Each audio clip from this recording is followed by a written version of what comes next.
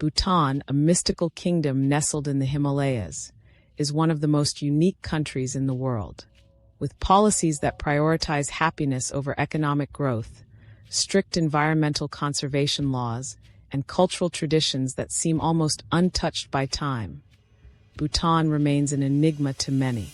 In this video, we're uncovering 15 surprising facts about Bhutan. Some will leave you amazed, and others might make you question how the rest of the world operates. Watch till the end to see why Bhutan is unlike any other place on Earth. 1. Bhutan is the only country in the world that measures happiness instead of GDP. In most countries, economic growth is the key measure of success. Governments strive for a higher gross domestic product, GDP, believing that wealth equals progress. But Bhutan challenges this idea with a revolutionary approach, gross national happiness, GNH. Introduced in the 1970s by King Jigme Singye Wangchuk, this philosophy measures prosperity not just in financial terms, but in quality of life, mental well-being, and sustainable development. Policies in Bhutan must align with the 4 pillars of GNH: sustainable and equitable economic growth, environmental conservation, cultural preservation, good governance. Before any new law is passed, the Bhutanese government assesses how it will impact people's happiness. This mindset creates a society where well-being takes precedence over material wealth. Imagine living in a country where your happiness is an official government priority. Do you think other nations should adopt this model? Let us know in the comments. 2. Bhutan absorbs more carbon than it produces. At a time when the world is battling climate change, Bhutan stands as the only carbon-negative country on the planet. This means it absorbs more carbon dioxide than it emits, a feat that even the most developed nations struggle to achieve. But how does Bhutan do it? For starters, more than 70% of its land is covered in forests, and the constitution mandates that at least 60% of Bhutan must remain forested for generations to come. Trees act as natural carbon sinks, absorbing CO2 and purifying the air. Additionally, Bhutan produces almost all its energy from hydropower, a renewable source that eliminates reliance on fossil fuels. The government also restricts industries that pollute the environment and encourages organic farming to reduce chemical waste. What's more impressive? Bhutan has banned plastic bags since 1999 and is working towards zero-waste policies. When the country hosted a global tree planting event, Bhutanese volunteers set a world record by planting 49,672 trees in just 1 hour. With climate change becoming a growing threat, should more countries follow Bhutan's eco-friendly example? Tell us what you think. 3. Bhutan has no traffic lights. Can you imagine a capital city without a single traffic light? In Bhutan's capital, Thimphu, this is a reality. Instead of automated signals, police officers direct traffic at busy intersections using graceful hand signals. Years ago, the Bhutanese government experimented with traffic lights, but locals disliked them, saying they felt too cold and impersonal. The lights were quickly removed, and officers were reinstated to manage the roads with their precise, choreographed movements. While this system may seem inefficient to outsiders, Bhutan has one of the lowest road accident rates in the world. The people trust their officers, and the slower pace of life means fewer reckless drivers. Of course, Bhutan's mountainous terrain and strict vehicle regulations limit the number of cars on the road. Importing vehicles is expensive due to high taxes, which encourages people to walk or use bicycles instead. Would you feel safe in a city without traffic lights? Or do you think every country needs them? Let's hear your thoughts in the comments. 4. The only country where smoking is completely banned. While most countries regulate tobacco use, Bhutan goes even further. It is the only nation where selling and producing tobacco products is illegal. The government banned cigarettes in 2004, citing health risks and environmental concerns. Bhutanese citizens cannot legally buy or grow tobacco, and anyone caught selling cigarettes faces heavy fines or imprisonment. However, smoking itself isn't a crime. If someone wants to smoke, they must import tobacco at high costs and declare it at customs. Taxes on imported tobacco can be as high as 100%, making it an expensive habit. This ban aligns with Bhutan's Buddhist values, which discourage addiction and promote a healthy lifestyle. The government believes that by eliminating smoking, it can protect both public health and the environment. Despite the strict rules, some Bhutanese still find ways to smuggle in tobacco products. But for the most part, Bhutan remains one of the least tobacco-dependent nations in the world. Would you support a tobacco ban in your country? Share your thoughts. 5. Bhutan's tourism fee. You have to pay $100 plus per night to visit. Most countries want to attract as many tourists as possible, but Bhutan takes the opposite approach. To protect its culture and environment, Bhutan imposes a Sustainable Development Fee, SDF, of at least $100 per person per night for visitors. This high fee ensures that Bhutan receives only high-value, low-impact tourists, people who are willing to respect the country's customs and contribute to its economy. The revenue from SDF helps fund free healthcare, education, and conservation projects. But there's more. Foreign visitors can only enter Bhutan through government-approved travel agencies, and independent backpacking is not allowed. This policy helps maintain Bhutan's peaceful way of life and prevents over-tourism from damaging its heritage. While the fee may seem steep, those who visit Bhutan say it's worth every penny. With pristine landscapes, breathtaking monasteries, and a deeply spiritual atmosphere, Bhutan offers an experience that few places can match. Would you pay extra to visit Bhutan if it meant preserving its beauty? Let us know. 6. Bhutan has one of the strictest television and internet policies. Imagine a world without TV or the internet. Sounds impossible, right? But for Bhutan, this was a reality until 1999, the year television and the internet were officially introduced. This made Bhutan one of the last countries in the world to adopt modern media. The government was cautious about this decision, fearing that external influences could erode Bhutan's rich culture and traditional values. Even today, Bhutan closely regulates what can be broadcasted, ensuring that content aligns with its Buddhist principles.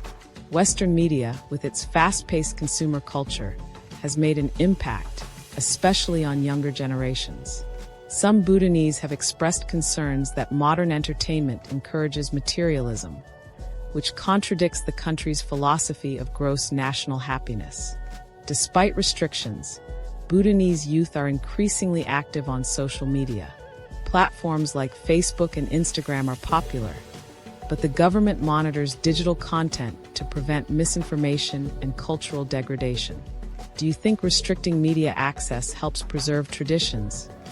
Or should every country embrace the internet fully? Let's discuss in the comments. 7.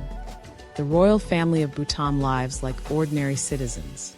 While most monarchies live in grand palaces, Bhutan's King Jigme Kesar Namgyel Wangchuk is famous for his simple and humble lifestyle.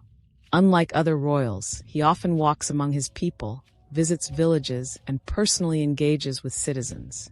The Bhutanese royal family is deeply loved, not just for their leadership, but for their down-to-earth approach to governance. King Jigme and Queen Jetsun Pema are often seen in public without heavy security, interacting with locals, and even playing sports with children. The king has been known to carry a backpack and casually walk through town, surprising tourists and citizens alike. His genuine care for his people is evident. He has personally helped rebuild homes after natural disasters and often visits schools to encourage education. Wouldn't it be amazing if more world leaders were this approachable? How do you feel about leaders who live luxuriously compared to those who stay close to their people? Share your thoughts below. 8. Bhutan's national dress code is mandatory in public. In Bhutan, traditional clothing isn't just for special occasions. It's required by law in many public spaces. The Bhutanese wear their national dress as a way to preserve their cultural heritage. Men wear the go, a knee-length robe tied at the waist with a belt, while women wear the kira, a full-length wraparound dress. Government workers, school children, and citizens visiting official buildings must wear these traditional outfits. This policy, known as Driglam Namza, helps Bhutan maintain its unique identity in a rapidly globalizing world. While younger generations sometimes prefer Western fashion, they still embrace their cultural dress during festivals and national events. Would you support a dress code in your country if it helped keep traditions alive? Let's discuss in the comments. 9. Bhutan has a Ministry of Happiness. Most governments focus on defense, finance, and trade. But Bhutan takes a different approach, with a Ministry of Happiness. This government department is dedicated to ensuring that policies align with gross national happiness, GNH principles. Unlike traditional economic models, Bhutan believes that true progress isn't measured by wealth, but by well-being. The ministry monitors everything from mental health to work-life balance, ensuring that laws enhance the quality of life for citizens. This idea has inspired other countries to rethink their priorities. Some nations, like the UAE and New Zealand, have introduced similar happiness-focused policies in governance. If your government had a Ministry of Happiness, what changes would you expect? Share your thoughts. 10. Bhutan has a unique approach to measuring wealth. In Bhutan, wealth isn't measured in money. It's measured in happiness, relationships, and sustainability. While most countries push for economic expansion, Bhutan prioritizes spiritual and social well-being over financial success. Many Bhutanese lead minimalist lifestyles, valuing contentment over material possessions. The idea is that owning more doesn't necessarily make you happier. Instead, Bhutanese culture emphasizes community, nature, and inner peace. Of course, the country still has an economy, but it's structured to prevent extreme inequality. Land and resources are distributed fairly, and policies discourage excessive consumerism. Would you rather live in a country where money matters less and happiness matters more? Let's talk about it in the comments. 11. Bhutan's citizenship law is one of the toughest in the world. Becoming a Bhutanese citizen isn't just about living in the country. It's one of the most difficult citizenships to obtain anywhere in the world. The Bhutanese government has strict laws to ensure that only those who truly embrace its culture and values can become citizens. For starters, you can't just move to Bhutan and expect to apply for citizenship. Foreigners must have lived in Bhutan for at least 20 years to even be eligible. And that's only if they've made significant contributions to Bhutanese society. Those who marry Bhutanese citizens still have to wait 15 years before applying. Even then, the application process is rigorous. Applicants must demonstrate fluency in Dzongkha, the national language, and pass strict background checks to ensure they uphold Bhutan's traditions. Unlike many countries that allow dual citizenship, Bhutan does not. If you become Bhutanese, you must renounce all other nationalities. This policy is designed to preserve Bhutan's cultural identity and prevent the rapid modernization that has changed many other countries. Some see it as a way to protect Bhutan from foreign influence, while others believe it limits diversity. Would you be willing to wait 20 years for citizenship if it meant living in one of the world's happiest countries? Let's discuss. 12. Bhutan limits the number of tourists to protect its culture. Unlike most countries that encourage mass tourism, Bhutan takes the opposite approach. It limits the number of visitors and enforces strict rules to prevent cultural and environmental damage. Tourists cannot travel freely in Bhutan like they would in most places. Instead, visitors must book their trips through government-approved tour operators and pay a daily fee of $200 to $250 per person. This might sound expensive, but it includes accommodation, meals, and a tour guide. The reason for this strict policy? Bhutan wants to avoid the negative effects of over-tourism, such as pollution, loss of cultural identity, and commercialization. Instead of prioritizing profit, The country focuses on high-value, low-impact tourism that benefits both visitors and locals.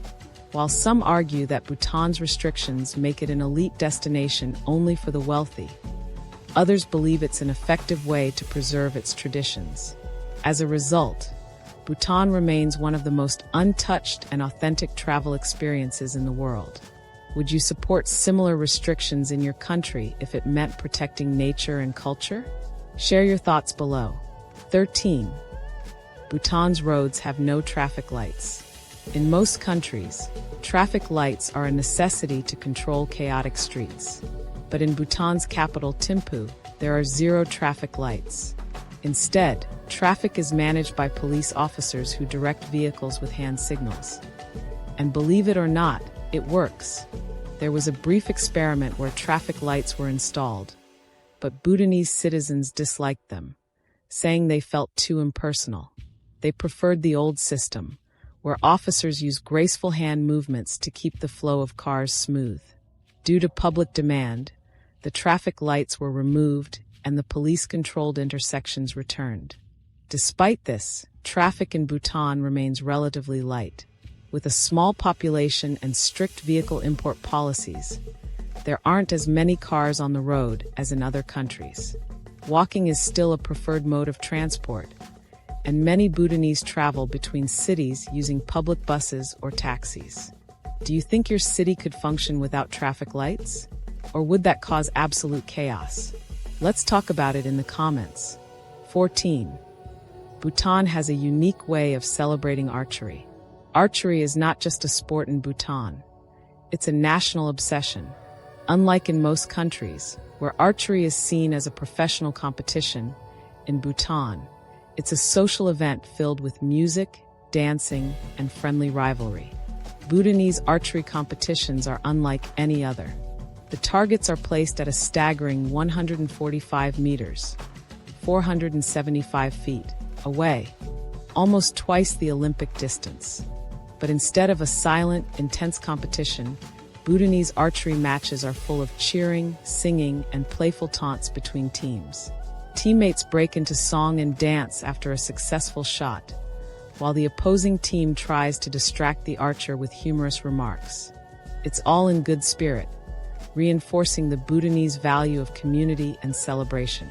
Beyond entertainment, archery is deeply tied to Bhutanese identity and is seen as a symbol of skill, patience, and focus. Many Bhutanese men grow up practicing archery, and major tournaments attract huge crowds from across the country.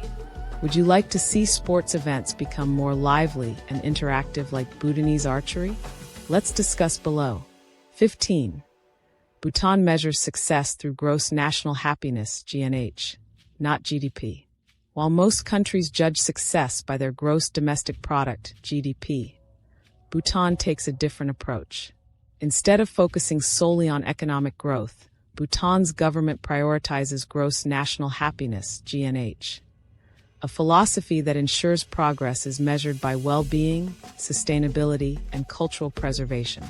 GNH is based on 4 main pillars: sustainable development, ensuring the economy grows without harming nature; cultural preservation, protecting Bhutan's traditions from modernization; environmental conservation, keeping Bhutan's forests, rivers, and wildlife safe; good governance, making sure policies genuinely benefit people's happiness. This unique system has made Bhutan one of the happiest nations in the world, despite having a smaller economy than many other countries. The government makes decisions based on long-term well-being rather than short-term financial gains. While some critics argue that GNH is difficult to measure, others believe it's a revolutionary model that the rest of the world should consider. After all, what's the point of economic success if people aren't happy? Do you think happiness should be a government priority over economic growth? Share your thoughts in the comments.